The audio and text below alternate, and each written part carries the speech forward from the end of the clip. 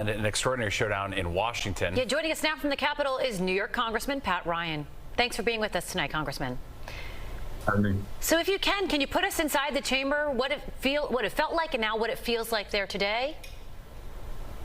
It's an unprecedented moment. It never happened in the nearly 250-year history of our country. So this was a serious vote, and it came to this moment because essentially since the beginning of McCarthy's leadership, we've seen chaos, dysfunction, and division when people in my district and across the country want us to deliver results, to deliver economic relief, to defend fundamental rights and freedoms.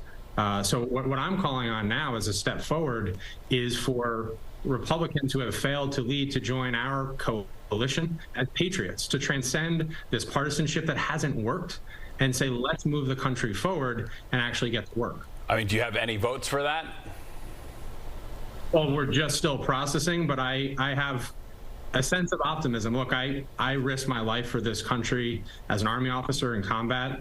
I believe this is a moment where patriots have to come forward, regardless of party, and say, let's form a unity government and let's work together and let's get to work, rather than caving to the most extreme divisive MAGA forces that have really riddled this entire Congress since January with division. Who do you think could fill that role?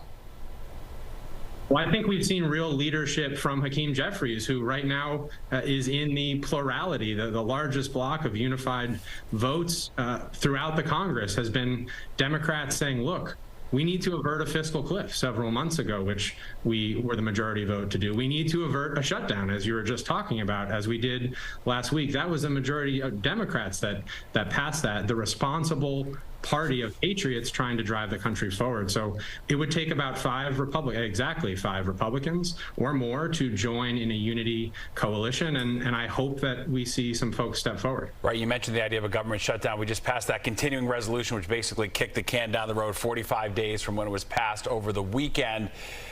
How does this affect that? Because you have no speaker. It's my understanding that nothing can take place in the House until there's a new speaker. How long do you think it's going to take for all of this to play out, to then begin those negotiations, now that things are more tense than ever? And we shouldn't have been in this position in the first place to have a continuing resolution. But unfortunately, with the most MAGA extreme forces controlling the Congress, that's where we're at. So we have to resolve that. We have to transcend this partisan framing and actually operate as Americans, as patriots who want to move us forward. We need to do it very quickly.